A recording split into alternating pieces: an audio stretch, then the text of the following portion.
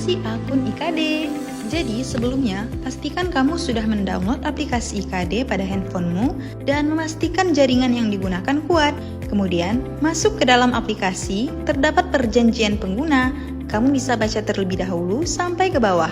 Kemudian, aktifkan persetujuan klik bagian pendaftaran online. Kemudian, mengisi data yang diminta, seperti nama lengkap, nik, tempat dan tanggal lahir, serta email aktif kamu. Setelah selesai klik proses, lalu kirim.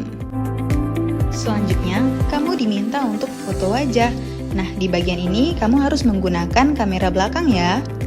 Jika semua syarat yang diminta telah diisi, maka kamu bisa hadir ke kantor Disdukcapil sekitar daerahmu untuk scan kode QR-nya.